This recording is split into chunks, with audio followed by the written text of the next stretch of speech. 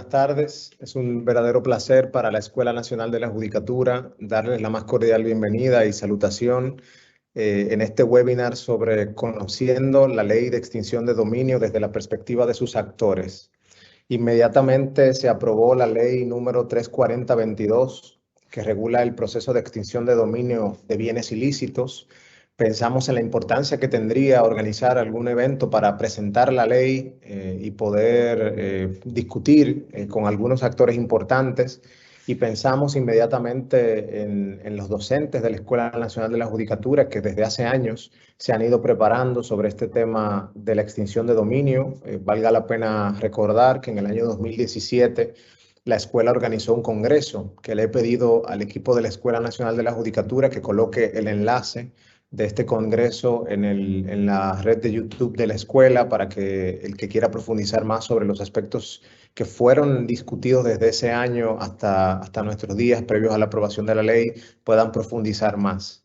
Este busca ser un primero de muchos otros encuentros académicos que esperamos sostener desde la escuela para dialogar con diferentes actores sobre esta ley y sus implicaciones para su conocimiento, lo que nos parece un aspecto trascendente. Estarán con nosotros y les agradecemos su presencia, su colaboración permanente con la escuela, la magistrada Esmirna Giselle Méndez, jueza presidenta del primer tribunal colegiado del Distrito Nacional, la magistrada Rosagna Vázquez Febrillet, jueza del Tribunal Superior de Tierras, el licenciado Juan Mateo, procurador fiscal titular del Distrito Judicial de María Trinidad Sánchez, y el profesor Marco Magdic, abogado experto en crimen organizado, y todos ellos, como he indicado, docentes de la Escuela Nacional de la Judicatura. Permítanme, por favor, de inmediato hacer una muy breve presentación de un resumen biográfico de cada uno de los expositores con los que tendremos la oportunidad de dialogar esta tarde.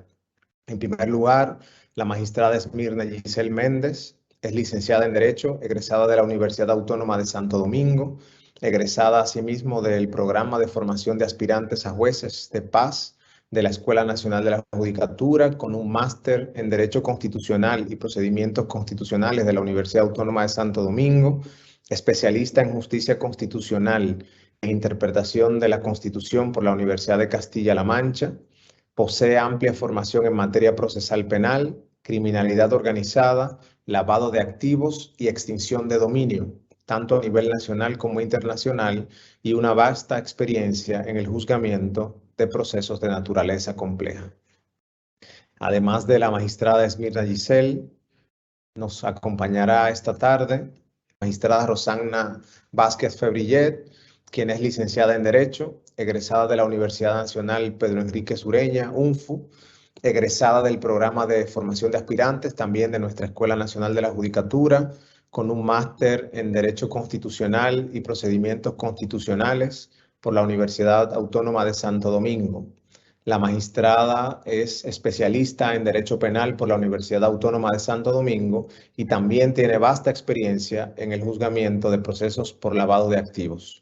Además, como reseñaba hace un momento, nos acompaña el licenciado Juan Mateo, quien es procurador fiscal titular del Distrito Judicial de María Trinidad Sánchez, egresado de Derecho de la Universidad Autónoma de Santo Domingo, con maestría profesionalizante en Derecho Procesal Penal por esta misma universidad, una maestría para la función del Ministerio Público, máster en Ciberseguridad y Ciberdelincuencia por Euroinnova, International Online Education, una maestría en Análisis e Investigación Criminal con doble titulación y vocación a doctorado por la Universidad a Distancia de Madrid, UNIMA, y del Instituto de Educación Superior de la Escuela Nacional del Ministerio Público.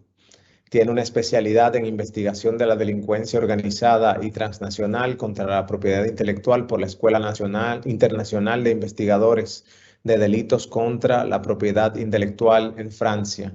Es autor y coordinador de la materia de antilavado de activos y extinción de dominio de la Universidad Autónoma de Santo Domingo, autor del Diplomado en Prevención de Lavado de Activos y Extinción de Dominio para la Escuela Nacional del Ministerio Público, autor del Máster en Investigación de la Criminalidad Organizada para esta escuela, del Ministerio Público, coautor de la maestría en ciberseguridad operacional e inteligencia digital para igualmente la Escuela del Ministerio Público y para la Universidad a Distancia de Madrid, UDIMA. Y por último, tendremos, como reseñaba hace un momento, la oportunidad de compartir con el profesor Marco Mactic, quien es abogado experto en crimen organizado, licenciado en Ciencias Jurídicas y Sociales, con un postítulo en Justicia Criminal, ambos por la Universidad Diego Portales. Abogado y consultor senior en riesgo corporativo, justicia, crimen organizado y seguridad pública, con más de 20 años de experiencia en prevención y control de delitos complejos. El profesor Magdic participó en reformas de la justicia criminal en las Américas, coordinó centenares de investigaciones criminales transnacionales en América, Europa, África y Oceanía, coordinó iniciativas regionales en materia de narcotráfico y participó en proyectos y actividades vinculadas al crimen organizado en más de 40 países. Su trayectoria profesional combina experiencia de campo operativa con diseño e implementación de políticas públicas. Es miembro de la Red Global contra el Crimen Organizado Transnacional, la Asociación Mundial de Fiscales, el Colegio de Abogados de Estados Unidos y de Abogados Sin Fronteras de Canadá. Como hemos podido ver, es un panel de lujo de aliados de la Escuela Nacional de la Judicatura que esperamos puedan servir al propósito que nos hemos trazado hoy, que es el de presentar la ley más allá incluso de las controversias que la propia ley y las discusiones que se dieron previamente a su aprobación. Es una ley aprobada por el Congreso y promulgada por el Poder Ejecutivo que logró un consenso importante en la sociedad dominicana y que esperamos que pueda ser útil al ordenamiento jurídico de la República Dominicana. En tal sentido, su tarea es presentarnos los retos que esta ley trae, su contenido y que sea la misma, por tanto, de conocimiento de los actores del sistema de justicia y, bueno, los miembros de la comunidad jurídica en general. Como adelantaba, esta espera ser la primera de otras actividades, de una serie, perdón, de actividades que la Escuela Nacional de la Judicatura quiere organizar para incentivar el debate, la profundización y los retos que tiene esta ley para el ordenamiento jurídico de la República Dominicana. Para mí, en nombre de la Escuela Nacional de la Judicatura, reitero, es un verdadero honor introducir este panel y bueno, les doy de inmediato la palabra a nuestros expositores, a nuestras expositoras, para que puedan iniciar este interesante debate que bueno, como siempre vale la pena reiterar, desde la Escuela Nacional de la Judicatura está abierta desde ya abierto el espacio para preguntas y respuestas que van a ser seleccionadas las más importantes para ser discutidas y compartidas con nuestras expositoras y nuestros expositores. Así que buenas tardes y disfrutaremos mucho este interesante panel. Muy buenas tardes, Dariel. Muchísimos saludos. Muchísimas gracias por esta importante e increíble oportunidad. Saludos a la Escuela Nacional de la Judicatura, a mis amigos, a Rosana, a Giselle, a Juan Mateo. Y si me doy el placer y la oportunidad de tratarlos de tú y no de ustedes, porque nos conocemos hace muchos años, ya lo dijo el director, el 2007 se hizo un importante seminario de extinción del dominio, pero debo recordar que incluso desde el año 2005, que cuando tengo el placer de conocer a cada uno de ustedes, ya empezamos a realizar actividades muy visionariamente de parte de la escuela de capacitación a fiscales, jueces, en algunos casos incluso funcionarios de aduanas, de la UAF, de la DGI, en materia de crimen organizado, lavado de activos y extinción del dominio. Así de visionaria fue la escuela, de la mano de programas incluso coordinados con la Escuela Nacional Ministerio Público, el INL de la Embajada de Estados Unidos y el National Center for State Courts o Centro Nacional de Cortes Estatales. De manera que no es un tema nuevo para nosotros, para muchos de ustedes tampoco, pero creo que tal vez la novedad que nos convoca hoy y que hace interesante esta actividad es, como lo dijo bien el director, que se trata de ya este sueño se concretó con una unanimidad de votos impresionante en el Congreso, en ambas cámaras, ya es ley y en agosto del próximo año ya podemos empezar a contar con el sistema operativo. De manera que se nos genera un desafío tremendo de poder, por un lado, conocer la norma y, por otro lado, trabajar en su implementación, que sabemos que es un desafío tremendo, interesante y esperamos que resulte exitoso. Y en este proceso de conocimiento hoy día tenemos un doble desafío. Por un lado, transmitir conocimiento sobre esta nueva ley, pero hacerlo en una intervención que no supere los 15 minutos por cada uno de nosotros. De manera que quiero primero frenar algunas expectativas razonables de querer conocerlo todo. No. Hoy día es un menú, es una degustación que queremos darles. Esperamos que se motiven, que se interesen, porque luego ya la Escuela Nacional de Judicatura comenzará a trabajar en actividades, en programas de formación mucho más intensos, más desarrollados. De manera que hoy vamos a probar, vamos a testear y vamos a pretender poner bajo su radar, bajo su paraguas, lo que serían las principales áreas, las principales instituciones de la extensión del dominio. Van a quedar muchos temas sin cubrir, algunos probablemente los alcancemos a abordar en las preguntas y respuestas, que nos encantaría su participación activa, pero sin lugar a dudas que el objetivo principal es darle conocimientos generales del impacto que esta normativa puede generar y va a generar en el país y que entendemos que son favorables, pero también entendiendo que van a quedar muchos temas por cubrir y para lo cual vamos a realizar actividades futuras y complementarias. Muy bien, gracias. Bueno, empezamos. Esta presentación después va a quedar a disposición de ustedes para que no tomen apuntes. Vamos a ir por un video muy breve al inicio que nos gustaría que quede, que nos va a servir bastante.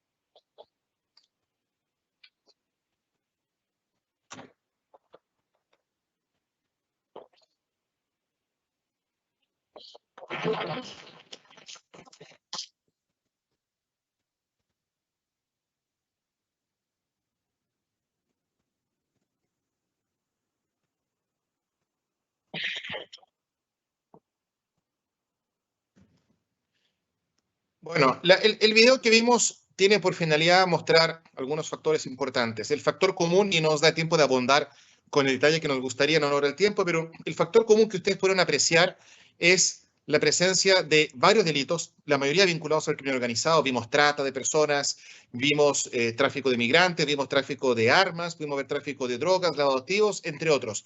Y el factor común es el dinero.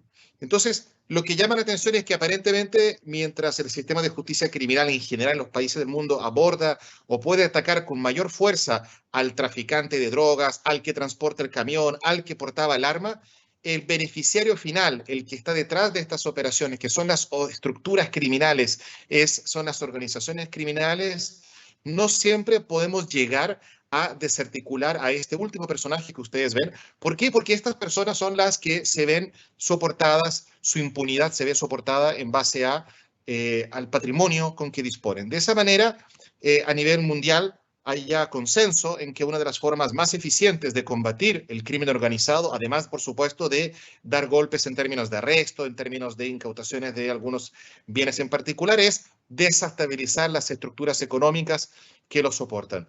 Los que saben, por ejemplo, que Pablo Escobar, una persona que tuvo incluso el poder de poder influir en la construcción de su propia cárcel, persona que incluso pudo jactarse de tener su propio ejército, prender fogatas o parrillas o barbacoas con billetes de $100, pese a todo ese poder termina muriendo prácticamente solo en el tejado de una casa en ropa interior. ¿Qué pasó? ¿Qué pasó con todo ese poder, con toda esa impunidad que él tenía? Bueno, a través de distintos mecanismos fue perdiendo el poder económico y entonces eso permitió y facilitó, entre otras medidas, por supuesto no es la única, en poder dar ese duro golpe, en este caso a una red criminal y que obviamente estaba causando mucho daño, no solamente en Colombia, sino en el mundo.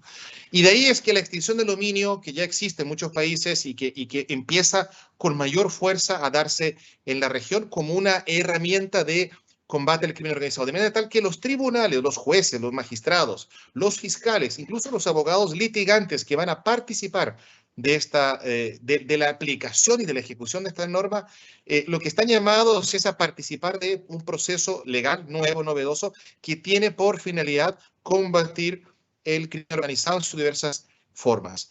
La extinción del dominio, más allá de la definición legal, expresa y explícita que hay en la ley de extinción del dominio, que los llamo desde luego a analizarla, a leerla, no deja de ser una herramienta para el combate al crimen organizado y algunos delitos complejos que vamos a ver, y que consiste en recuperar por la vía judicial, a través de un proceso judicial, aquellos activos o bienes que han sido adquiridos, muy importante, adquiridos o utilizados ilícitamente. Ya con eso entramos en los primeros dos temas: la adquisición ilícita de un bien y la utilización ilícita de un bien o de un activo en cualquier forma, corporal o incorporal, derechos o bienes específicos, permite, siguiendo un procedimiento judicial, que es el que hoy día van a conocer en términos generales, la extinción de ese dominio, entendiendo que el dominio nunca fue generado legítimamente porque no fue adquirido de una manera legítima. La finalidad es disminuir la impunidad, por supuesto, desestabilizar, como yo les dije, estructuras financieras y generar mejores y más justas condiciones de desarrollo económico, porque evidentemente cuando el crimen organizado entra en nuestras economías, no compite de manera leal. Entonces, vamos a tratar de abordar algunos temas como el efecto en el tiempo de esta norma, la naturaleza jurídica, dónde más opera, qué dice nuestra norma madre, la Constitución, y por qué es tan importante esta disposición. Por un lado, ya lo saben todos, hay un mandato constitucional. Yo podría decir que por fin logramos dar cumplimiento a este mandato del artículo 51, número 6, a través de esta norma. Y ese mandato constitucional no es azaroso, no se le ocurrió al constituyente así por así, sino que obedece también a ciertos respetos de distintas normativas, como la Convención de Naciones Unidas contra el combate al narcotráfico, el crimen organizado. Recuérdense de esto, porque Juan Mateo nos va a hablar de cooperación internacional más adelante. Si nos da el tiempo, puede ser que profundicemos, pero estas son las normas que nos permiten fundamentar parte de algunos de los aspectos en que van a intervenir tribunales y fiscales y litigantes en materia de cooperación internacional de esta ley. Y aquí están algunos de los fundamentos que se van a poder invocar. Ahora, si vemos dónde más existe esta norma, uno podría decir, bueno, a esta altura, ¿qué nos importa? Porque ya está la extinción del dominio en República Dominicana. Total razón. Pero fíjense que es muy importante que, aunque no es vinculante para nuestro país, para República Dominicana, no tiene vinculación cómo se resuelva esta materia en otros países, sí es importante conocer la problemática, cómo los desafíos que se le han presentado, no solamente operativos, sino también judiciales, jurisdiccionales, de debate jurídico de fondo, frente a algunas de las instituciones que tienen una regulación, si no idéntica, al menos parecida. Entonces, como Canadá, Estados Unidos, México, los países que ustedes ven colorados que tienen ley de extinción del dominio, Guatemala, Honduras, Salvador, Ecuador, Perú, Colombia, Argentina, cómo han resuelto temas como la buena fe, el principio de proporcionalidad. Y de esa manera yo creo que tanto el juzgador, por un lado, a los tribunales, a los magistrados, pero también a los fiscales y a los distintos interventores jurídicos de este proceso, nos va a permitir entender instituciones como esa. Como entonces, por ejemplo, en el caso de Suiza, que también tiene esta normativa, Serbia, Bulgaria, Italia, España, Reino Unido o Irlanda, cómo han abordado los distintos aspectos de esta normativa, por ejemplo, el tratamiento de la prescripción, los bienes equivalentes, el principio de proporcionalidad, entre muchos otros aspectos, o como Australia, Nueva Zelanda, Fiji o Singapur, entre otras naciones que también tienen esta norma, en este caso en el Asia y en el Pacífico, en Australia, cómo han abordado aspectos como, por ejemplo, la autonomía, la cosa juzgada, entre otros. Entonces, yo los invito también a no guiarse única y exclusivamente, desde luego, de lo que ocurra afuera. Creo y soy un convencido del poder que tiene el Poder Judicial dominicano, el Ministerio Público, el sistema judicial en su globalidad para generar su propia jurisprudencia, su propia guías de acción, pero mirar cómo lo han resuelto algunos desafíos de otros países es interesante. La autonomía de esta norma yo creo que para mí es lo más importante de esta intervención principal inicial mía. Los abogados somos llamados del día 1, cuando entramos a las escuelas de derecho, a clasificar por género, especie. Todo lo tendemos a clasificar. Entonces es natural que queramos clasificar la extinción del dominio. Y en el minuto en que la clasifiquemos dentro del área penal, dentro del área civil, dentro del área administrativa, vamos a tender naturalmente a traer a colación algunas normas, principios de esa área. Yo los invito a entender que se trata de una norma autónoma, donde si tratamos de hacer el juego de que si esto es penal porque tiene que ver con hechos ilícitos, que algunos de ellos son penales, no todos, pero algunos. Yo le decir, sí, tiene algo de penal, pero no es penal. Ah, bueno, entonces es civil, porque en realidad aquí no se persigue a las personas, sino a los bienes. Tiene también algo de eso, pero no lo es en su esencia. Tenemos un poco de todo. podemos caer en la dicotomía que ven con el ejemplo de que si el botón azul es verdadero o el botón rojo es falso. Podríamos estar horas y horas. Yo los invito a verlo desde otra óptica.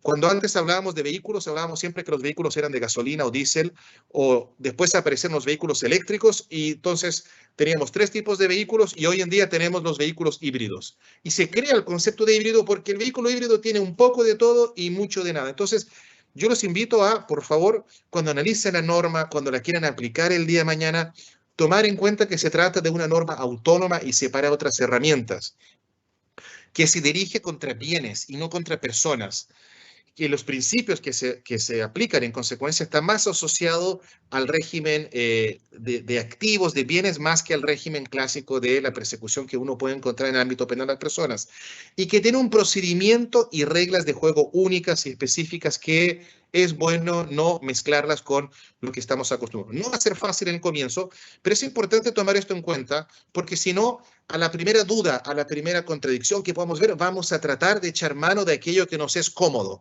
que nos resulta conocido.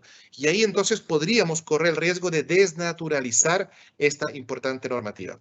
Normativa que ya tiene una norma que es muy única, que es poco apreciada en otras instituciones jurídicas, como por ejemplo el principio de la proporcionalidad o racionalidad. Lo que nos está diciendo la ley de extinción de dominio es que el tribunal, el juez, y desde luego las partes también pueden invocar este principio, tiene que respetar este verbo rector o esta limitación o marco de acción. Debe el tribunal ponderar que la magnitud del daño que va a provocar un hecho ilícito específico es compatible o no compatible, proporcional o no, con las consecuencias que produce la afectación del bien. Entonces, extinguir el dominio, por ejemplo, de un centro comercial por el uso ilícito que se le está dando a uno de los 29 o uno de los 140 locales comerciales que tiene ese centro comercial, podría parecer desproporcionado. No por eso no estaría exento de una sanción administrativa, penal, pero desproporcionado de la norma de extinción de dominio. Pero a lo mejor si lo que ocurre en ese local es un caso de pornografía infantil, donde se han cometido delitos de violación a menores de edad y además se subió material pornográfico infantil, a lo mejor esa proporcionalidad ya se empieza a mitigar. Entonces, es algo que desde luego va a tener que aplicar el tribunal en cada caso concreto, por eso que el principio es genérico, no era muy difícil y prácticamente imposible regularlo en detalle, pero es un principio rector que le da este carácter único a la extinción del dominio y que desde luego representa una garantía, un derecho para los terceros, para no una aplicación desproporcionada. Respecto a los efectos en el tiempo, una de las cosas que se reguló dentro de la nueva ley es que hay una prescripción a futuro de 20 años. Y esos 20 años se cuentan desde la comisión del hecho o desde la última infracción, si es que fuera un hecho ilícito continuado. Y cuando digo hecho ilícito y no delito, es muy importante porque aquí no perseguimos delitos. Ya Giselle, Juan Mateo y Rosana, cada uno desde su óptica van a darse cuenta que no es lo mismo hecho ilícito que delito. Desde luego que hay hechos ilícitos que también son regulados en la legislación dominicana como delitos, pero hay algunos que son hechos ilícitos, pero que no son delitos, como por ejemplo el enriquecimiento injustificado, que está catalogado dentro de la ley de lavado, pero que no ha sido tipificado todavía penalmente. No por eso no deja de ser un hecho ilícito. Entonces, los invito primero a entender que la prescripción de esta norma va a poder llegar hasta 20 años, obviamente desde que ya empezamos a contar desde la aplicación de la ley en agosto del próximo año. Por hechos ilícitos, hay un catálogo muy específico, no es el momento de repasar cada uno ahora, están muy bien explicados en la ley. Yo diría un gran porcentaje de estos hechos ilícitos, si es que no prácticamente todos, son hechos ilícitos que son también compatibles con los delitos contenidos en la ley de lavado, pero sabemos también que algunos de esos hechos ilícitos, como por ejemplo enriquecimiento injustificado, es un hecho ilícito que sirve como base para aplicar la extinción de dominio, pero no es un delito en el país. De manera tal que el legislador dominicano lo que hizo fue buscar una figura híbrida más cargada hacia los hechos ilícitos penales, pero que no única exclusivamente a ellos. Entonces, si es que el bien, el activo, el derecho ha sido utilizado en el marco de una actuación ilícita como las que ven acá enumeradas, o ese bien ha sido adquirido en el contexto de algunos de estos hechos ilícitos, entonces se da uno de los primeros presupuestos para que el fiscal, en un procedimiento que nos van a explicar luego Giselle y Rosana, pueda solicitarle a un tribunal, a un tercero imparcial, independiente, la extinción del dominio de ese bien, para lo cual además debe probar otra cosa, debe probar la ausencia de la buena fe que se presume bajo la ley de extinción del dominio, a diferencia de otras legislaciones. Aquí hay un estándar de garantía mucho más elevado, que desde luego le va a poner las cosas complicadas al Ministerio Público, pero también va a generar mayores estándares de garantía. Entonces el Ministerio Público va a tener que probar además de que esta buena fe que se presume en realidad no está. Va a tener que probar con evidencia que la conducta de la persona, del titular del bien, no fue diligente, que no se encontraba exenta de toda clase de dolo, y caracterizada por la observancia de un deber objetivo. Entonces, en ese contexto, si se fijan, la buena fe se transforma en un elemento protector de los terceros de buena fe, cuya buena fe, valga la redundancia, se presume, lo que no obsta a que pueda ser desvirtuada con las diferentes evidencias que se van a producir en el marco de un contexto, en el marco de un proceso judicial, de un proceso previo, incluso investigativo, que nos va a llevar, nos va a llevar a la extinción del dominio. Entonces, es en ese contexto de todo lo que hemos mencionado hasta ahora que lo que yo pretendía en estos 15 minutos darle una primera pincelada, una introducción. Finalmente, cada uno de estos principios de cómo se aplica el hecho, cómo se utiliza el hecho ilícito en el marco de un proceso de extinción del dominio, cuáles son las garantías de los terceros que participan del proceso, cómo investiga el Ministerio Público, todo eso lo van a explicar mis grandes amigos, pero vamos a empezar entonces con la primera parte y dejo con ustedes a mi gran amiga, la magistrada Rosana Vázquez. Adelante, por favor. Muchísimas gracias, Marco, por esas hermosas palabras de introducción. En primer lugar, quiero agradecer a la Escuela Nacional de la Judicatura por la confianza siempre ofrecida para llevar importante información a la comunidad jurídica a la que nos acerca. Igualmente al Poder Judicial por asumir con tanto compromiso y responsabilidad de la mano de la escuela la implementación de esta importante ley que era una deuda de la nación dominicana. Por supuesto, buenas tardes a mis queridos compañeros Giselle Méndez, mi amiga y hermana del Poder Judicial, el profesor Marco Magdi, quien hace más de, como bien dijo, hace muchos años está en la Escuela Nacional de la Judicatura formándonos, y a mi querido compañero de la barra del Ministerio Público, Juan Mateo. A todos ustedes, muchas gracias. A la comunidad jurídica que hoy nos honran con su presencia y a los colaboradores del Poder Judicial.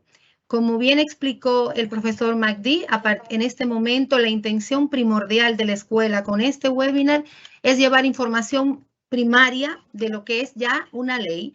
Hago mía las palabras del director Dariel, a quien también extiendo un saludo, de que en este momento estamos frente a una ley aprobada por el Congreso de la Nación, promulgada por el Ejecutivo, y que ya a menos de un mes la escuela asume el compromiso de llevar la información. De inmediato vamos a compartir pantalla para ver nuestra parte, la que nos ha correspondido comentar, como ya dije en palabras iniciales. Vamos a hablar de la competencia de los sujetos y de las actuaciones procesales. Esta normativa dispuso que la primera instancia quedaría a cargo de la Cámara Penal de las Cortes de Apelación de los distintos departamentos judiciales en los que está organizado, de conformidad con la Ley 821, la Organización Judicial Dominicana. Esto representa un importante avance porque, si bien es un hecho o una figura de carácter autónomo, como bien expuso Marco y otros doctrinarios han mencionado, conserva cierta relación con el derecho penal y el derecho procesal penal, y evidentemente estos jueces están, y de la mano de la escuela, se han preparado hace ya más de 8 años a tales fines. La segunda instancia, es decir, la apelación, queda a cargo de la Sala Penal de la Suprema Corte de Justicia, y a su vez la etapa recursiva mayor, la casación, a cargo del Pleno de la Suprema Corte de Justicia. En la ley de extinción de dominio, que contiene 2 etapas, como vamos a ver, una etapa de investigación patrimonial y una ya per se del juicio de extinción de dominio, ha sido concebido un juez de control y garantías. Ese juez de control y garantías, que será designado mediante auto por el presidente de la Corte Penal del departamento donde corresponda, tendrá a su cargo verificar por el control de todas las garantías judiciales establecidas en la Constitución, en los tratados ratificados por República Dominicana y en la propia ley de extinción de dominio. Hay una competencia territorial que ha dispuesto el legislador diferenciada en relación a cuando hayan bienes en un mismo departamento, cuando concurran bienes de diferentes departamentos judiciales o cuando la solicitud provenga de una cooperación internacional o los bienes se encuentren en el extranjero. En el primero de los casos, como ven en la presentación, ha sido atribuida competencia territorial a la Cámara Penal de la Corte de Apelación del departamento donde se encuentren los bienes que van a ser sujetos a extinción de dominio o que están siendo sujetos del proceso. En el caso de que hayan varios bienes o concurrencia de bienes en diferentes departamentos, la ley ha decidido que sea el departamento judicial donde se encuentre la mayor cantidad de bienes. Y por último, en aquellos casos en los que provenga una solicitud de cooperación internacional o en su defecto los bienes se encuentren en el extranjero, perfectamente puede hacerse y esto será competencia de la Cámara Penal de la Corte de Apelación del Distrito Nacional.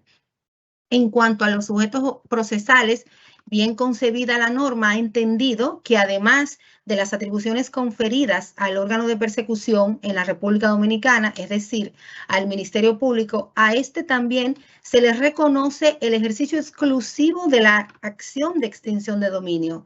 Igualmente debemos sentir tranquilidad en el sentido de que estos, somos testigos, se han ido formando igualmente desde hace años a los fines de iniciar de manera inmediata, tan pronto la ley entre en vigencia en el próximo año, con una correcta implementación de la misma. Como sujeto procesal, igualmente la ley de extinción, la 340-2022, ha concebido a las personas afectadas, es decir, aquellas personas quienes afirman ser titulares de un derecho. Antes de hablar de las personas afectadas, es bueno que recalquemos cuáles serán las funciones del Ministerio Público en materia de extinción de dominio, que como vemos tendrán a su cargo la investigación patrimonial. Todas las diligencias relativas a esta etapa de investigación patrimonial a los fines de determinar si existen bienes de origen o destinación ilícitas o de hechos ilícitos, si estos entran dentro de las causales que ha establecido la norma, entonces por oficio o por denuncia debe iniciar de manera inmediata esta investigación patrimonial. Cuando hablamos de por denuncia, es porque la propia ley también ha concebido la posibilidad de que la ciudadanía, a través de la oralidad o de cualquier denuncia escrita, pueda presentar, valga la repetición del término, denuncia a la autoridad en relación a la existencia de bienes pasibles de ser sometidos al proceso de extinción de dominio. Es importantísimo también mencionar que esta ley ha concebido un tipo penal para quien de manera falsa, aviesa o maliciosa ha realizado una denuncia, sancionando con una pena de hasta 4 años de privación y una multa de 50 salarios. Igualmente, el Ministerio Público tendrá a su cargo solicitar las medidas cautelares que, como bien explicará nuestra compañera y hermana Giselle, tienen como fin primordial asegurar esos bienes que serán sometidos al proceso de extinción y garantizar el objetivo de la normativa. Esa solicitud de medidas de coerción, de medidas cautelares, que será realizada por el Ministerio Público, se hará de manera jurisdiccional ante el órgano judicial. Pero del mismo modo, el Ministerio Público tendrá a su cargo la presentación y la sustentación de las solicitudes de extinción de dominio, siempre amparado en un principio de objetividad y, como ya expuse, mediante el contrapeso de los poderes. El Ejecutivo, a través del Ministerio Público, presenta, el Judicial decidirá la correcta aplicación. Hablábamos anteriormente del otro sujeto procesal establecido en la normativa, el de los afectados, y podrán considerarse como tal todos aquellos que ostenten o aleguen ostentar un derecho real, un derecho de crédito, o que sea tenedor de títulos de valores o de derechos fiduciarios, o que sean titulares de cuotas de acciones o participaciones en sociedades comerciales. Y como bien ha dispuesto la norma, podrán intervenir, podrán participar, oponer excepciones, medios de prueba, defenderse, presentar a través del principio de contradicción cuál es su posición respecto de la solicitud, de manera que no se trate de una decisión tomada sin las garantías procesales.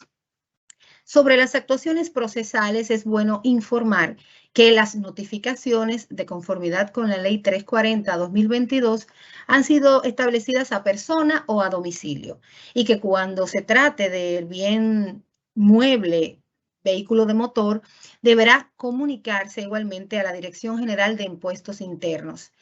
En caso de que el órgano de persecución o el órgano a cargo de la extinción del dominio, el Ministerio Público, no pueda identificar o localizar el domicilio de la persona afectada, aplican las reglas o aplicarán las reglas establecidas en el Código Procesal Civil. Algo que a todos nos debe llenar de tranquilidad y que regirá mediante el principio de transparencia es el principio de publicidad contenido en esta normativa, que obligará a que una vez dispuesta una medida cautelar o una vez dictada la sentencia que extingue el dominio del derecho de propiedad, de detentación o posesión de algún bien mueble o inmueble, deberá procederse a publicar tanto en un periódico de circulación nacional como en el portal del Poder Judicial y del Ministerio Público lo que acaba de acontecer. Esto dentro de los 5 días de ocurrida una cosa u otra. En materia de extinción de dominios tendrán vigencia la figura de inhibición y de la recusación, y a tales fines aplicarán las reglas del Código Procesal Penal para el caso de los jueces y de la ley del Ministerio Público en el caso de los ministerios públicos. Dentro del debido proceso hay también que mencionar que existen derechos reconocidos, se salvaguardan, protegen, tutelan y observan los derechos que han sido reconocidos en la Constitución y los tratados ratificados por nuestro país. Evidentemente, como han sido mencionados por los compañeros que me antecedieron, se trata de una normativa que no fue pacífica en su creación, que hacerla una realidad no fue fácil y evidentemente es una normativa que posee puntos perfectibles. La buena noticia es que en su implementación todos estamos comprometidos a aplicar los derechos que nuestra Constitución reconoce y a garantizar, por supuesto, el debido proceso dentro de las garantías probatorias. Los afectados, como ya hemos dicho, tendrán la oportunidad de participar, de oponer excepciones, de defenderse y de, por supuesto, presentar elementos de prueba a su favor, así como controvertir los elementos de prueba que sean presentados a cargo. Dentro de nuestras garantías probatorias establecidas en la normativa, además de tener acceso al proceso por sí, igualmente los afectados tienen derecho a tener acceso a través de la asistencia técnica y a controvertir las pretensiones, ya sea para discutir la procedencia lícita en vez de la ilícita como se le atribuye, para mencionar o probar que los bienes no son aquellos señalados en la ley, o lo más interesante, que hay cosas juzgadas sobre los mismos, o que está de acuerdo con el proceso y en vez de someterse a un proceso riguroso, acuerdan llegar a una sentencia anticipada. Este proceso de extinción de dominio contemplado en la ley que hoy comentamos tendrá 2 fases o etapas. La etapa de investigación patrimonial que ya he mencionado y que también felizmente ha sido establecido un plazo máximo de duración. Tan pronto se dispone una medida cautelar, inicia un plazo de 6 meses que podrá prorrogarse en 2 meses más. La discusión de la prórroga no podrá exceder dentro de los 5 días a la solicitud. Esta etapa de investigación patrimonial queda a cargo del Ministerio Público, quien deberá identificar los bienes, los posibles afectados, mencionar los domicilios de estos y estará bajo reserva hasta, puntos suspensivos, hasta tanto se presente una medida cautelar. Tan pronto se presente una medida cautelar, inmediatamente todo lo que tenga en manos el Ministerio Público deberá ser puesto a disposición de la barra de la parte adversa o la persona afectada. Persona que puede ser física o que puede ser moral. Pero igualmente el Ministerio Público, durante esta etapa de investigación patrimonial, tendrá a su cargo de manera objetiva y responsable recabar todos los medios de prueba que tengan como fin conectar o demostrar el nexo entre los bienes y la buena fe o no, estableciendo de antemano que esta ley ha consentido o presume la buena fe. Por lo que es un papel o debe realizar un plus de actividad probatoria el Ministerio Público en ese sentido.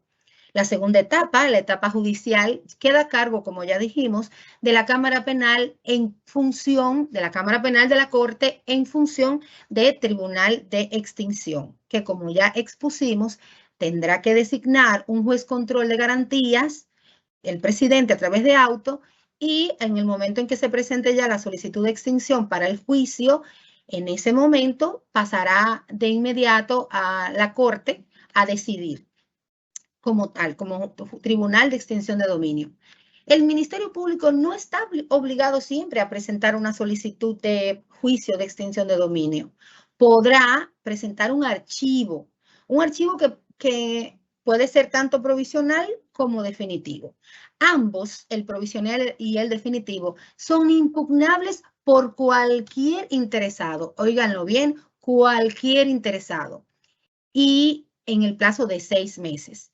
Cuando es provisional y pasa un año, que puede ser provisional porque no se identificaron los bienes o porque existe insuficiencia probatoria para llevar el proceso, se convierte entonces en definitivo.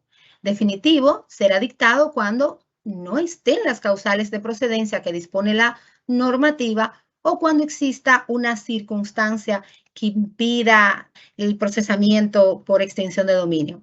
Antes de pasar la palabra a mi compañera y hermana Esmirna Giselle Méndez, debo reconocer el júbilo y la alegría que como jueza siento porque sea una realidad en República Dominicana contar con una ley de extinción de dominio que, como muy bien dicen muchas voces autorizadas, podrá ser perfectible, pero es una norma que como país era una deuda. Muchísimas gracias. Giselle, te cedo la palabra. Un gran gusto, un gran honor estar aquí en este panel, interactuar con ustedes, personas que tanto quiero, que tanto admiro, el profesor Magic, Rosagna, mi amiga y hermana, y Mateo. La verdad que ver y el día de hoy hablar de nuestra ley y conocer nuestra ley de extinción de dominio debe llenarnos a todos como dominicanos de una profunda satisfacción, porque estamos avanzando. Ya tenemos un instrumento que nos va a permitir un abordaje que constituya una herramienta efectiva para el ataque a la criminalidad organizada y una serie de ilícitos con grandes beneficios económicos que afectan tanto a nuestra sociedad. Rosagna adelantaba que el procedimiento de extinción de dominio se realiza en dos etapas claramente diferenciadas. Una etapa de investigación patrimonial y una etapa judicial. En este momento vamos a analizar rápidamente y dentro del tiempo que nos han concedido lo que es la etapa judicial de este procedimiento que ha estructurado el legislador como el procedimiento de extinción de dominio. Y de entrada lo que quisiera es dejarles en el ánimo que es un procedimiento expedito.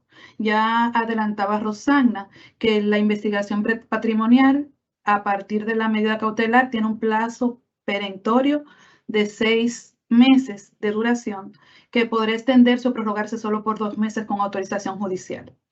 Luego de que concluya esa investigación con cualquiera de los requerimientos conclusivos que puede tramitar el fiscal, uno de estos puede ser el archivo, una solicitud o presentación de homologación de algún acuerdo y la solicitud de extinción de dominio. Inmediatamente se apodera al tribunal de una solicitud de extinción de dominio, se somete a un preliminar de admisibilidad.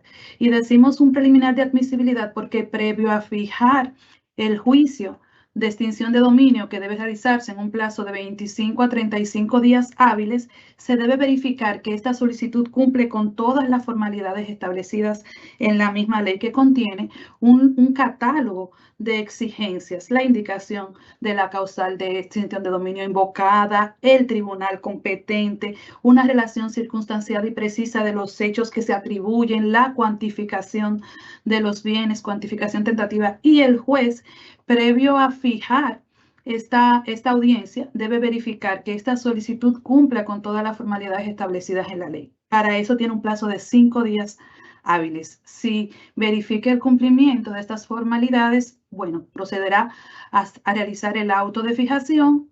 Reitero, el plazo no puede ser menor de 25 días ni mayor de 25 días hábiles. Y en este mismo auto va a autorizar la notificación al afectado de la referida solicitud. Con esa notificación y a partir de esa notificación, el afectado tiene un plazo de 20 días francos. Es importante distinguir cuando la ley alude a plazos o días hábiles, que conocemos cómo se computan, solo se computan los días hábiles, o sea, los días laborables, distinto del régimen de cuantificación o de cálculo de los plazos francos en los que no se computa ni el día del inicio ni el día de término del plazo. Entonces, en 20 días francos, el afectado podrá depositar su escrito de defensa. Este escrito de defensa podrá contener su oferta probatoria.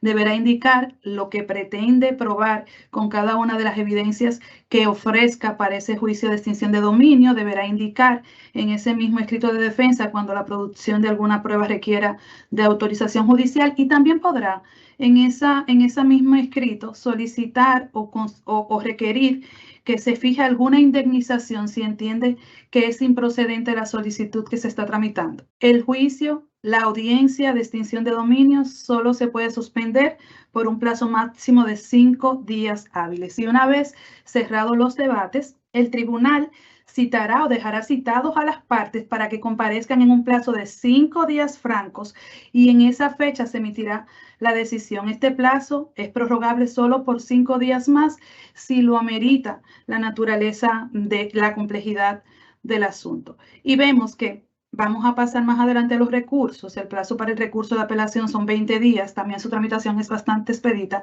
que a lo que se apunta es a que el cuestionamiento respecto de los bienes en un procedimiento de extinción de dominio se resuelva de la forma más rápida y oportuna posible para evitar alguna afectación a algún derecho de un ciudadano. Partiendo de la idea de que se presume la buena fe y que corresponde al Ministerio Público, además de probar la existencia de una causal de extinción de dominio, la vinculación de los bienes que reclama con un hecho ilícito, con la precisión que ya adelantaba Marco de que hecho ilícito son aquellos hechos que se enumeran en el artículo 6 de la misma ley y que son totalmente independientes de cualquier cuestionamiento a la responsabilidad penal. Entonces, de entrada tenemos y avanzar que la audiencia es una audiencia oral, pública y contradictoria, y se garantiza igualmente en esta audiencia la inmediación. El afectado puede comparecer a título personal o a través de un representante con poder especial. Sin embargo, la incomparecencia del afectado o su representante no provoca la posposición o no detiene el procedimiento, no detiene la audiencia, salvo que se justifique esta incomparecencia en atención a una causa de fuerza mayor. En caso de una incomparecencia del Ministerio Público, se notificará o se comunicará de esta incomparecencia a su superior inmediato, y este funcionario deberá reemplazarlo bajo la advertencia de que no ser reemplazado de inmediato, se podrá o se considerará desestimada la solicitud. Respecto de los testigos y peritos que pudieran ser ofrecidos para ser producidos en el juicio, aplicarán las reglas de conducencia establecidas en el Código Procesal Penal. Y reiterar, se puede suspender la audiencia, el juicio de extinción de dominio, por un plazo máximo de 5 días hábiles. Este juicio, esta audiencia, se realiza en 2 fases. Una primera fase que pudiéramos calificar de una fase preliminar, donde se verifica la composición del tribunal, la legitimación de las partes para intervenir en este procedimiento, se solucionan las excepciones e incidentes y se verifica la admisibilidad de las pruebas.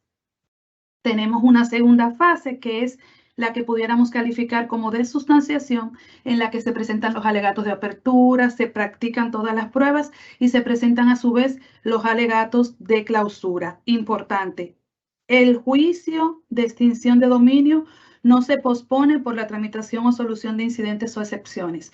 El legislador ha contemplado que estos incidentes o excepciones se puedan acumular para ser fallados conjuntamente con el fondo, pero en caso de que se hayan fallado en esa primera fase, solo podrán ser recurridos conjuntamente con la decisión que resuelve sobre el fondo de la solicitud.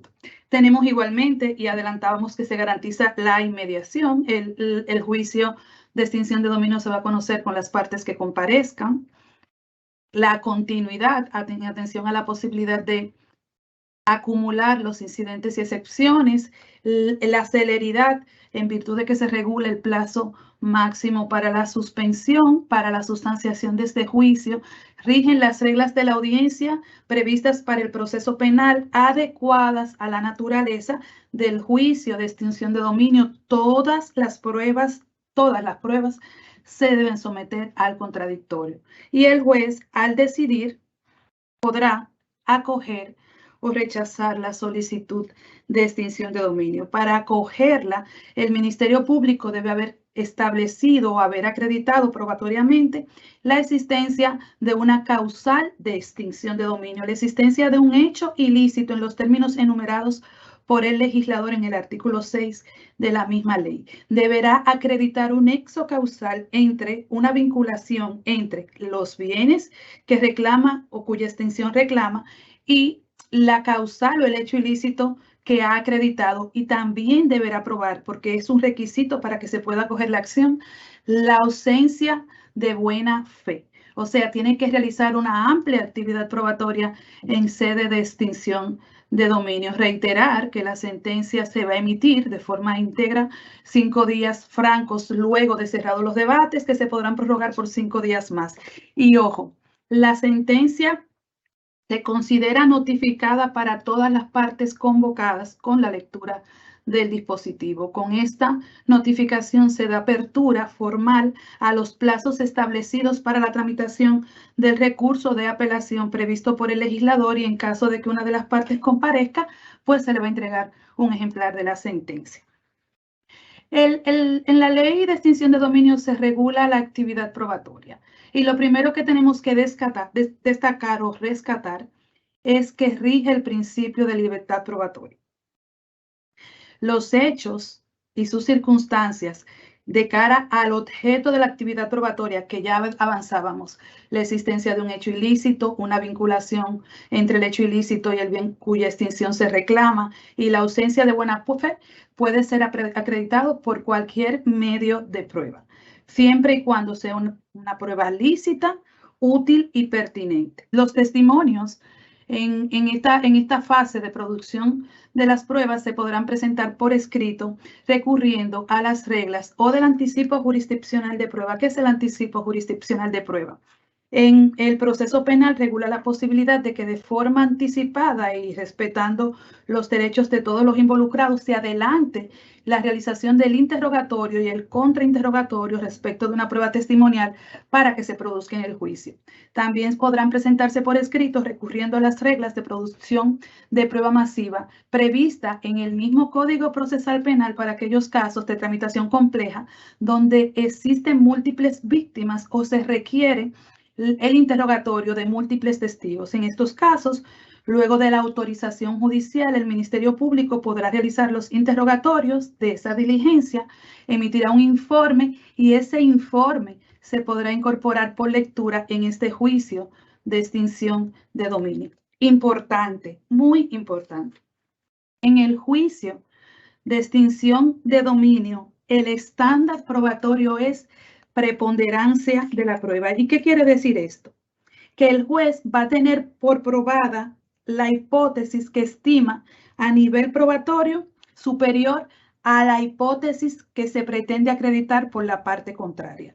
Entonces, en este caso, lo que vamos es a ponderar las pruebas, y la teoría o la tesis que esté más sustentada en elementos probatorios es las que el juez debe tener como tesis acreditada o como tesis probada. ¿Qué debe probar el Ministerio Público? Hemos hecho mucho énfasis y reiteramos, porque es importante que quede claro que el Ministerio Público en un juicio de extinción de dominio tiene la obligación de probar la existencia del hecho ilícito, vincular los bienes que reclama con este hecho ilícito y la ausencia de buena fe del afectado. Pero también el afectado tiene derechos, tiene garantías probatorias que le reconoce la misma ley y que ya adelantaba Rosagna. Puede probar que no existe un hecho ilícito, la procedencia lícita de los bienes, su buena fe, puede probar los daños morales y materiales que las medidas cautelares le han ocasionado, y de cara a su acreditación a los fines de que sean tomados en cuenta en la decisión, y también puede probar que existen motivos que justifican que se le restituya el bien. Sobre estos aspectos girará la actividad probatoria en un juicio de extinción de dominio. La sentencia que acoge o rechaza la solicitud de extinción de dominio es recurrible en apelación. Ese recurso corresponde, su conocimiento o tramitación, a la Cámara Penal de la Suprema Corte de Justicia. La decisión emitida por la Cámara Penal de la Suprema Corte de Justicia es a su vez recurrida en casación, y el conocimiento de este recurso de casación corresponde al Pleno de la Suprema Corte de Justicia. Respecto del recurso de apelación, igualmente, el trámite para la tramitación, gestión y sustanciación y decisión de este recurso es bastante expedita. El plazo para la presentación del recurso, les adelantaba, es de 20 días hábiles. Inmediatamente recibido la instancia contentiva del recurso, que debe ser depositada en la secretaría del tribunal que emitió la decisión, se debe notificar a la contraparte, quien tiene un plazo de 10 días hábiles para depositar su escrito de contestación. Depositado el escrito de contestación o transcurrido este plazo, se remitirá de inmediato a la Cámara Penal de la Suprema Corte de Justicia, quien debe, en un plazo de 3 días hábiles, establecer la admisibilidad o no del recurso y fijar la audiencia en la que se conocerá, que no puede ser superior a 10 días hábiles. 3 días para admitir y fijar la audiencia, que debe celebrarse en un plazo máximo de 10 días hábiles. La decisión debe ser emitida 5 días hábiles luego de cerrados los debates. La Corte, la Suprema Corte de Justicia, como Corte de Apelación, puede o confirmar la decisión rechazando el recurso o emitiendo su propia decisión sobre el caso respecto de la cuestión de que es apoderado. El recurso de casación contra esa decisión emitida por la Corte de Apelación corresponde al Pleno de la Suprema Corte de Justicia y, reitero, son recurribles en casación las sentencias dictadas por la Sala Penal de la Suprema Corte de Justicia en atribuciones de Tribunal de Segundo Grado de Extinción de Dominio. La tramitación es exactamente igual a lo anterior, excepto que para la solución de este recurso no se requiere audiencia. El plazo para decidir se extiende a 30 días hábiles y se reconoce al presidente del Pleno de la Suprema Corte de Justicia la posibilidad de suspender la ejecución de la sentencia hasta por 30 días hábiles. Y por último, vamos a abordar algo que es bastante innovador, y es la posibilidad de que las partes lleguen a una solución anticipada, que en un proceso de extinción de dominio y ante un cuestionamiento de unos bienes, las partes puedan llegar a un acuerdo que culmine con ese cuestionamiento, y así lo define el legislador en la misma ley sobre extinción de dominio. Este acuerdo, denominado procedimiento abreviado de extinción de dominio, se debe presentar durante la etapa de investigación patrimonial.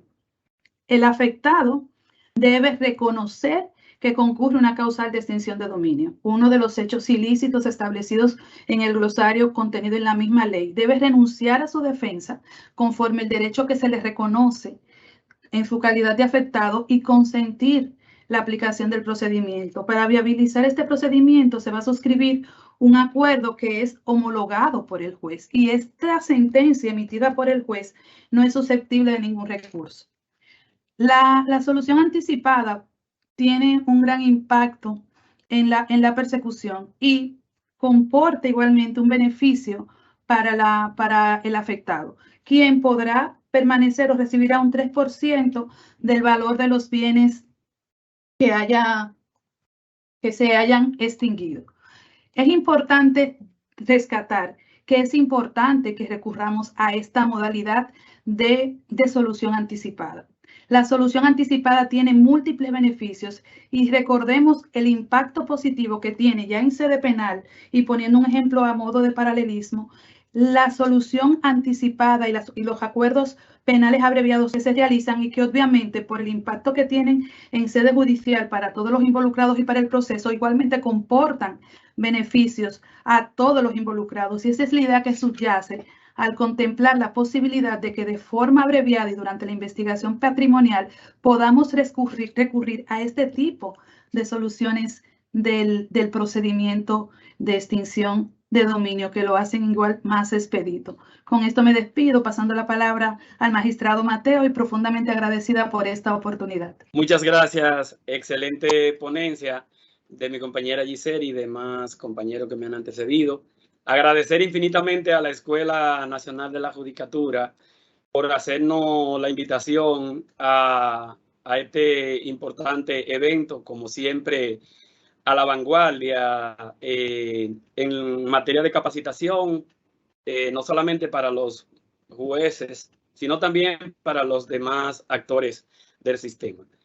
No ha correspondido hacer un planteamiento y el cual hemos denominado la visión del Ministerio Público, básicamente porque nos toca la parte de lo relativo a las medidas cautelares, y para llegar precisamente a las medidas cautelares es oportuno nosotros enfocarnos en que hay que hacer esa debida diligencia. La debida diligencia, la investigación que tiene que hacer el Ministerio Público como órgano investigador, como órgano a quien la Constitución y la Ley 340/2022 le ha dado esa facultad.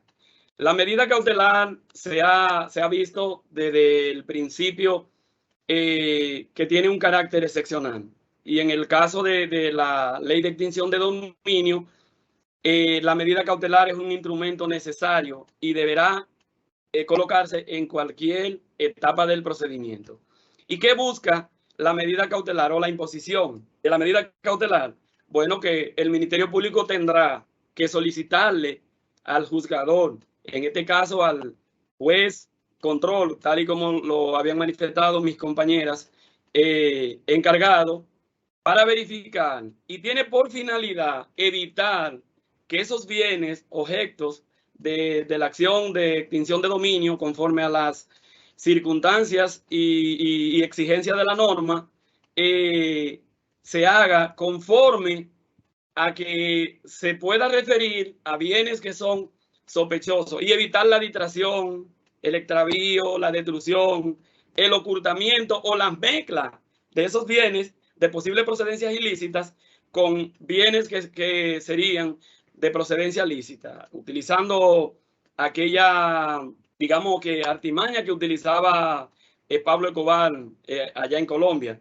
Y todo debe iniciar con la investigación, porque nosotros queríamos que se quedara la carga dinámica de la prueba, ¿verdad, magistrada Giselle? Sin embargo, el legislador se decantó porque el Ministerio Público tendrá que probar, antes de presentar ante el juzgador, que necesita o que quiere la imposición de una medida cautelar, tendrá necesariamente que hacer la tarea, que buscar las pruebas a cargo, y a descargo también por el principio por el principio que regula el Ministerio Público en lo relativo a que el Ministerio Público tiene que buscar pruebas a cargo y a descargo. La excepcionalidad de la medida de la imposición de la medida cautelar, y hablamos porque sabemos que acá las personas que nos están escuchando, además de los jueces, fiscales y abogados y otros profesionales, se habla de excepcionalidad porque lo que busca es que la medida que se apliquen, cuando se habla de una medida cautelar, aún en el proceso de extinción de dominio, es que cuando sea estrictamente necesaria, cuando se ponga en riesgo la efectividad del procedimiento, procede. Y además que haya una proporcionalidad, de la proporcionalidad que han hablado, la proporcionalidad que han hablado mis compañeros que me antecedieron, a una posible condena que declara la extinción del bien, o cuando los bienes en cuestión, los bienes que están cuestionados, estén siendo objeto de un uso o destinación ilícita. Las medidas cautelares siempre tendrán que ir encaminadas a asegurar la conservación de los bienes que están en juego. Los bienes que se presumen forman parte de un hecho ilícito o que vienen de un origen ilícito, Pero además debe procurarse, porque hablando de la proporcionalidad, debe procurarse que esos bienes no se deterioren en manos de la autoridad competente que lo va a tener, y por eso hay que buscar que la medida cautelar que el juez toma, que el juez ordena, sea con proporcionalidad y que además se produzca la conservación y la productividad, así como la rentabilidad de esos bienes en la persona de quien recargan, en la persona o en la institución de quien recarga. La competencia y el procedimiento, como tanto como han dicho los magistrados que me han antecedido, por ejemplo, en la etapa de la investigación patrimonial, será competente para conocer el caso el juez, todas las solicitudes que se hagan, o la imposición, revisión, mantenimiento y levantamiento de las medidas cautelares. El juez control de la garantía que está designado o debe ser designado conforme a la norma vigente por el presidente de la corte correspondiente al lugar donde ocurrieron los hechos, donde se presume que ocurrieron los hechos o donde está la mayor carga o cantidad de bienes. Y el procedimiento durante esta etapa, como es bien sabido, recae, porque la investigación patrimonial recae sobre el Ministerio Público, y todas y cada una de las solicitudes que hace el Ministerio Público ante el juez de garantía, sin necesidad, en principio, sin necesidad de que el Ministerio Público tenga que notificarle al afectado. Y cuando hablamos del afectado es porque en el derecho o el proceso ordinario se habla de imputado. Aquí se habla de afectado. Y esa decisión debe ser dada por el juez de manera provisional y debe decidirlo en un plazo de 48 horas, no mayor de 48 horas. La delimitación de la medida cautelar tendrá que ser básicamente con base a la norma frente a los bienes que pudieran ser objeto de la medida cautelar que sea acordada, o las medidas cautelares que se han acordado, los tipos de medidas acordados sobre los bienes, y el alcance y la decisión debe estar fundamentada por el juez. Debe establecer si convergen las circunstancias, si se ha violentado algún derecho al momento o antes de emitir esa decisión. Dentro de las medidas cautelares que la ley establece, pudieran ser la oposición o enajenación a gravar bienes, el secuestro, la incautación, la inmovilización de los bienes, la denegación, la designación de un guardián o administrador de esos bienes de manera provisional. Y lo amplía aquí un poco, señores jueces, porque lo amplía y dice: cualquier otra medida reconocida en el ordenamiento jurídico nacional que sea razonable y útil para salvaguardar o asegurar la finalidad de la decisión, que no busca más que la protección, evitar la enajenación, el ocultamiento, el deterioro y entre otros aspectos de los bienes que están siendo objeto o que pueden ser objeto del decomiso. Hay decía el maestro Marco en principio, la cooperación interinstitucional e internacional. Se dan dos vertientes. Y ya la cooperación nacional, que aquí el juzgador, el juez, tiene un papel fundamental.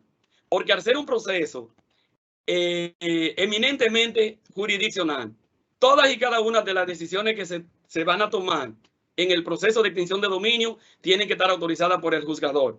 Desde la primera diligencia, porque aún el Ministerio Público, cuando toma una medida provisional, necesariamente tiene que estar autorizada por el juzgador. Y la cooperación de institución interna, de manera interna, va a ser muy importante en el desarrollo de este proceso. La autorización judicial, que el juez autorice a la brevedad, que inclusive algunas situaciones que se presentan, para poner un ejemplo, respecto a la intervención en materia de bancaria, donde el Ministerio Público necesita la información, el juez en materia de extinción de dominio tendrá que ser fino y acoger esa solicitud que el Ministerio Público le hace respecto a que algunas evidencias puedan ser tomadas en vivo.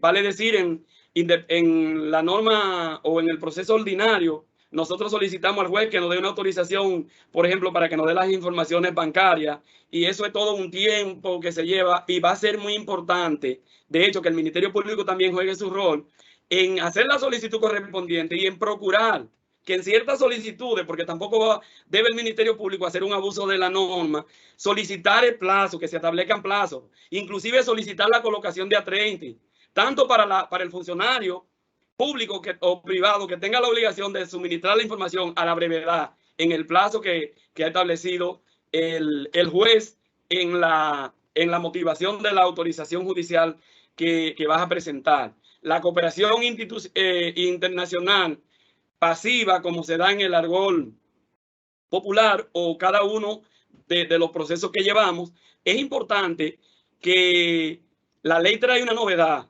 que en virtud del principio de libertad probatoria que hizo referencia la magistrada hace un momento, va a permitir que se pruebe por cualquier medio el ilícito o la prueba que vas a presentar. Y de hecho nos da la facilidad, y aquí yo digo que no tiene una manito al Ministerio Público, que aún en la cooperación internacional, independientemente que hay que formalizar, cuando hablamos, por ejemplo, de una sentencia que venga para la solicitud o el proceso de homologación, le da la facilidad al Ministerio Público de poder presentar y recibir o ser receptor de una evidencia aún hasta por el correo electrónico. Las reglas supletorias que rigen en materia de cooperación ciertamente van a tener aplicabilidad y de hecho en la medida van a ser aplicables al proceso en la medida en que la República Dominicana, conforme a los tratados internacionales a lo que se ha hecho referencia y la Constitución lo establece, nos comprometemos en la medida en que nuestras autoridades así lo reconocen.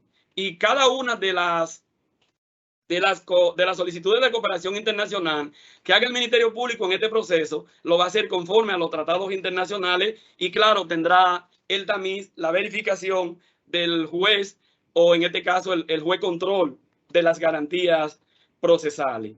La administración de los bienes de activos ha creado el legislador dominicano, ha creado una entidad especializada para que maneje, administre y en su momento pues se distribuya. Hay una administración provisional de los bienes, la cual deberá salvaguardar el estado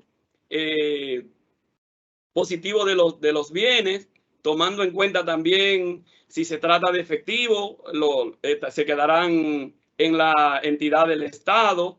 Si estamos hablando de ya de que se ha tomado la decisión de la acción de extinción de dominio, está establecido que va al Ministerio de Hacienda, quien en su momento podrá ya, después de la sentencia definitiva, podrá entonces hacer la venta en pública subasta y luego pasar la información pasar digamos que el beneficio o pasar los bienes van a tener entonces que pasar al Tesorero Nacional, quien luego pues se hará la distribución. La remisión de bienes respecto a esta parte tendrá el Ministerio Público, luego de entrada en vigencia, de hecho, que remitir no solo los bienes relativos a este proceso, sino también los bienes relativos a los procesos previos conforme a la organización y administración.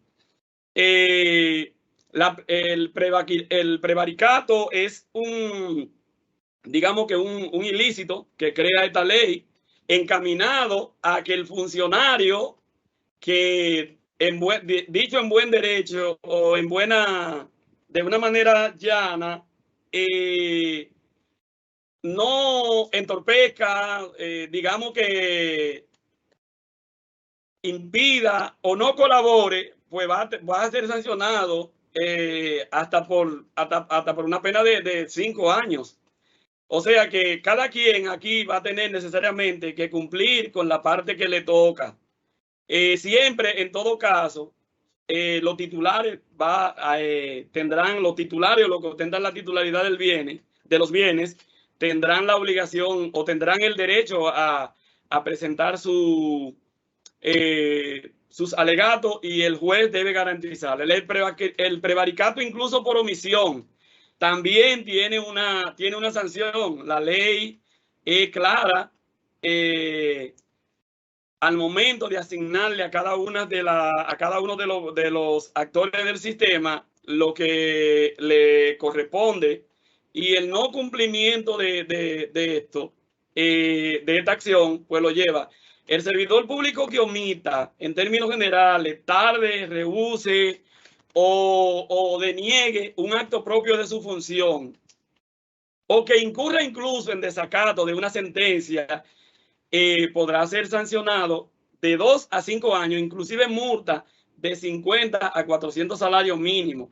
Incluso la parte del administrador, en la parte de la administración, si el servidor público, aquel que sin serlo haya sido contratado, recibido atribuciones dentro del marco de la ley de lavado de activos, o que haya hecho un uso inadecuado, también puede ser penalizado de 2 a 5 años.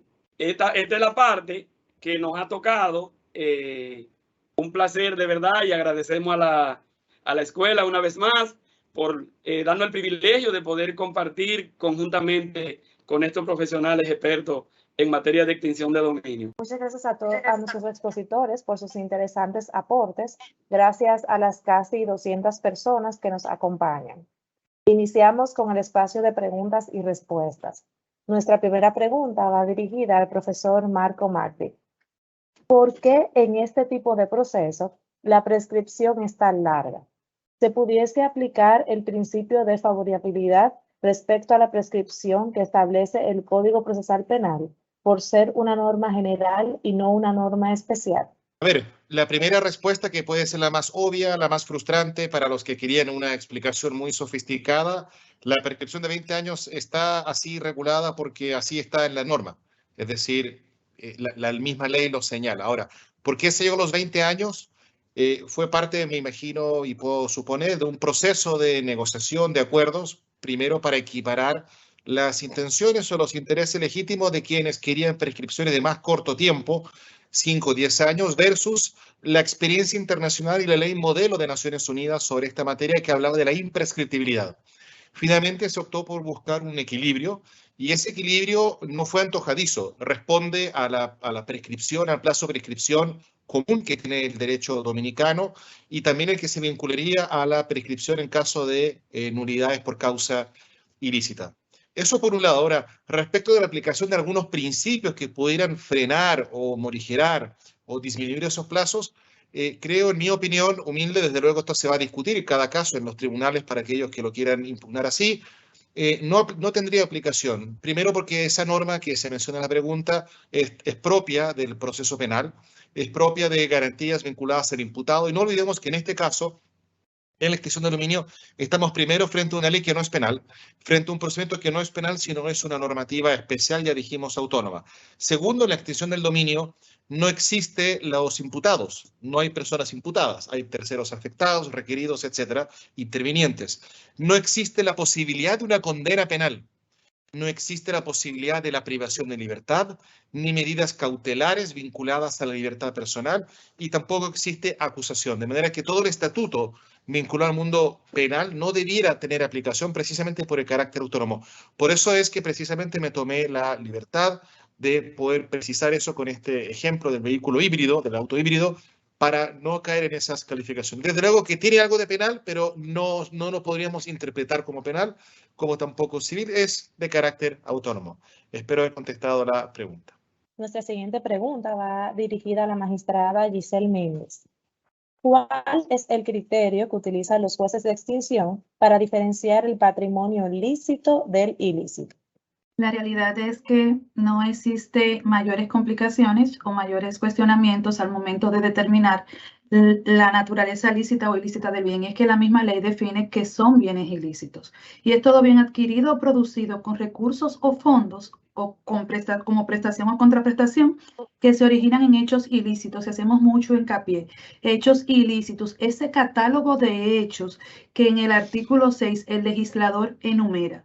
Todo bien que haya sido producido por o se pueda vincular a estos hechos ilícitos que hayan sido utilizados para realizar estas actividades o que hayan sido mezclados con bienes ilícitos, se considerarán ilícitos. Y entonces, en el juicio de extinción de dominio, respecto de la acreditación de estas circunstancias, girará la actividad probatoria.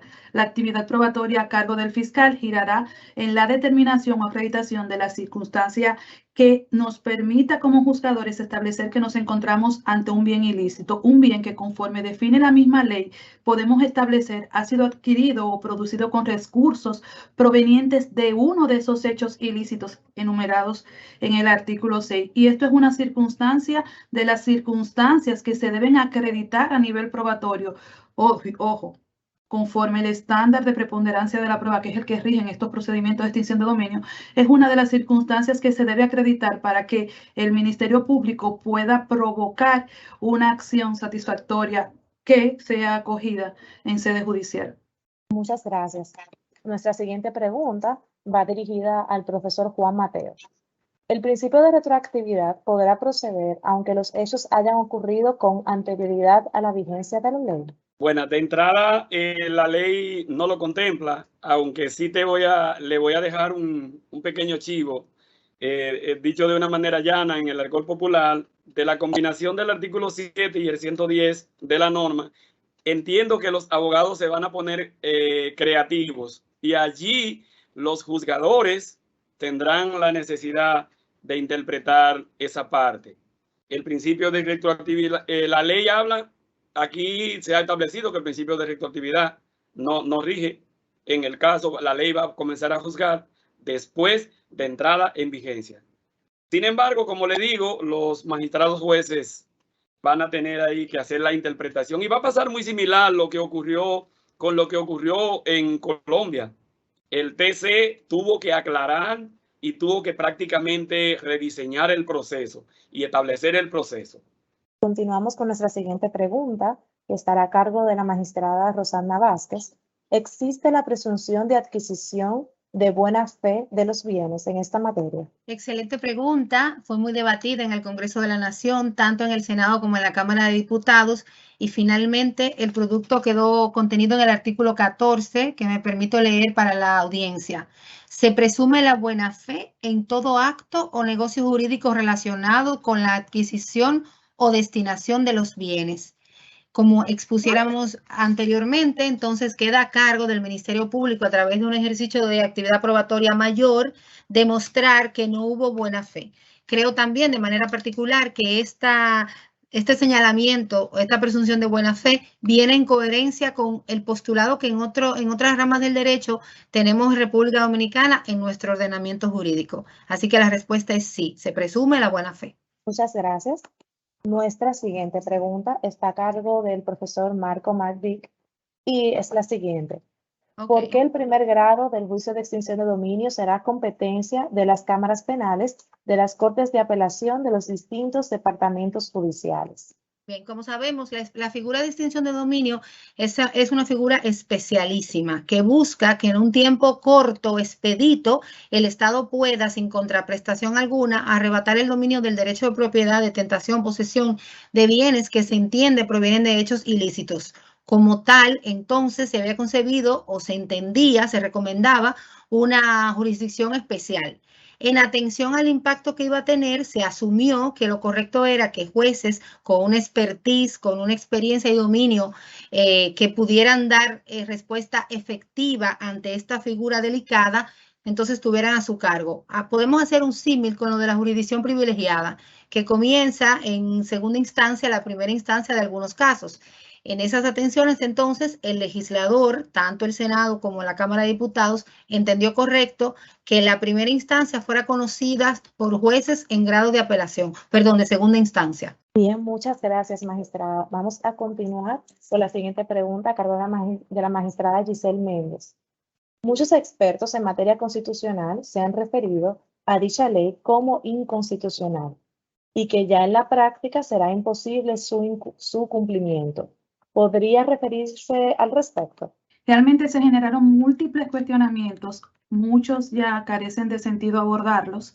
Por ejemplo, el cuestionamiento de si la ley debió ser orgánica, en atención a la matrícula que aprobó la ley, creo que ya no debiéramos estar hablando de eso. Se resolvió el cuestionamiento vinculado con el carácter irretroactivo de que se imputaba a la aplicación de la ley. Otro aspecto superado, se cuestionaba su naturaleza imprescriptible, igualmente superado en la ley. Entonces creo que sería simplemente dedicarnos en unas breves líneas a analizar un cuestionamiento que prevalece, y es que se vincula a la ley y al procedimiento con una violación al derecho de propiedad. Y creo que para que interioricemos este cuestionamiento basta con que leamos nuestra Constitución y cómo se construye el derecho de propiedad. Establece el artículo 51 que la propiedad tiene una función social, el derecho de propiedad, y como tal implica obligaciones. Y en atención a esa función social, solo se va a cumplir o se va a consolidar un derecho de propiedad que se adquiera con justo título. Y no es porque lo diga el procedimiento de extinción de dominio, es porque nuestro Código Civil así lo establece, cuando establece, valga la redundancia, que la validez de las convenciones están supeditadas a que concurran capacidad, consentimiento, objeto y causa lícita. Entonces, ya de entrada, solamente podemos establecer que una convención es válida si tiene una causa lícita. Igualmente establece nuestro Código Civil que la obligación sin causa o la que se funde en causa falsa o ilícita no tiene efecto alguno. Y si partimos de la aplicación o interpretación de estos textos bastante lógicos en atención a la función social del derecho de propiedad, pudiéramos establecer que no se ha consolidado un derecho de propiedad y que nunca se podrá consolidar un derecho legítimo de propiedad sobre la base de la ocurrencia de un hecho ilícito en los términos establecidos en la ley de extinción de dominio, y que ese hecho ilícito genere bienes que pudieran ser disfrutados o tutelados u objeto de tutela.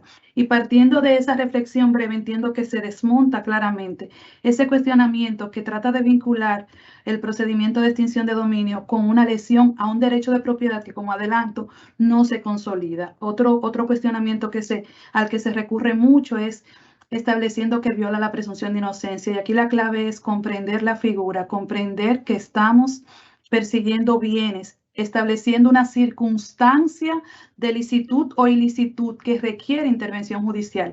Y esto no es nuevo, porque conocemos el decomiso como una sanción procesal a los bienes de origen ilícito o que se utilizan como instrumento. ¿Qué es la diferencia aquí? Que tenemos un procedimiento que nos permite decomisar esos bienes ilícitos y que por tanto no son objeto de tutela a través de un procedimiento instituido, y ojo, un procedimiento que ha sido construido respetando todas las garantías del debido proceso, que manda a un apego irrestricto a las garantías del debido proceso y que reconoce al afectado igualmente todos los derechos que puede ejercer en sede judicial en el contexto de un procedimiento de extinción de dominio, que reconoce la buena fe, que obliga al Ministerio Público a probar los elementos que darían lugar a una posible extinción del dominio de un bien vinculado a un hecho ilícito. Y en esas condiciones, me parece que estudiando profundamente la ley, comprendiendo el instituto, estableciendo e interiorizando sus fundamentos doctrinales, todos estaríamos total y absolutamente seguros de que no colide con ningún precepto constitucional. Nuestra siguiente pregunta está dirigida al profesor Juan Mateo. Adelante. Si un imputado está debidamente citado y no comparece, ¿se aplican las disposiciones del artículo 100 del Código Procesal Penal? En la brillantez de la respuesta que ha dado el maestro Marco y la maestra Giselle, evidentemente que no. En el ámbito de esta ley ni siquiera se habla de imputado, sino de afectado. Y es evidente que, tal y como se ha explicado en el desarrollo de este webinar, aunque si está debidamente citado y no compareció, son problemas del afectado y su representante, no para el conocimiento del procedimiento porque no comparezca. Así es que no se le impone la reverdía, porque la reverdía va de la mano con la comparecencia de un imputado, que no es el caso. En el marco de esta ley, reiteramos, hablamos de afectado, porque no es un proceso penal en contra de un ciudadano o de dos ciudadanos, de una asociación de ciudadanos. No, es un proceso in rem contra el bien contra el patrimonio en búsqueda de extinguir el bien en provecho del Estado. Muchas gracias. Nuestra siguiente pregunta es, ¿por qué, si la extinción de dominio es una ley independiente de la materia penal, se está juzgando el derecho real en cuestión y no a la persona?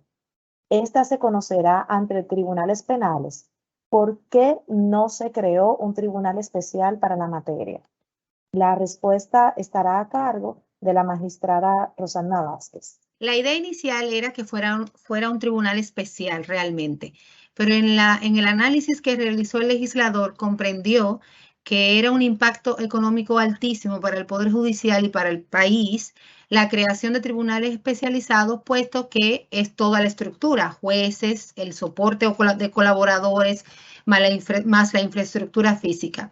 Por eso se entendió factible y posible atribuir competencia a la Cámara Penal de la Corte, que es el tribunal afín de alguna manera o más afín en atención a que los jueces penales reconocen y conocen y han sido formados para entender y estatuir sobre hechos ilícitos y delitos. Y en esas atenciones entonces se comprendió que lo correcto, lo idóneo, lo factible era atribuir competencia a la Cámara Penal de la Corte, porque son ya tribunales establecidos, organizados, con estructuras organizadas.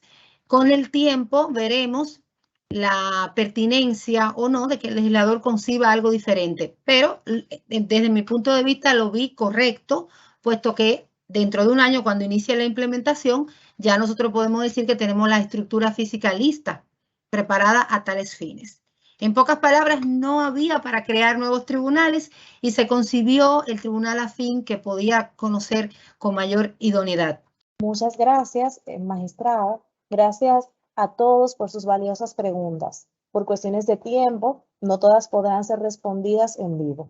Sin embargo, este será el primero de muchos otros encuentros académicos sobre la materia. Muchas gracias por acompañarnos en este webinar Conociendo la Ley de Extinción de Dominio desde la perspectiva de sus actores. Para nosotros ha sido un verdadero honor contar con la participación de cada uno de ustedes. Agradecemos a las magistradas Rosagna Vázquez, Giselle Méndez, al licenciado Juan Mateo y al consultor internacional Marco Maggi por sus excelentes exposiciones. Feliz tarde a todos y todas.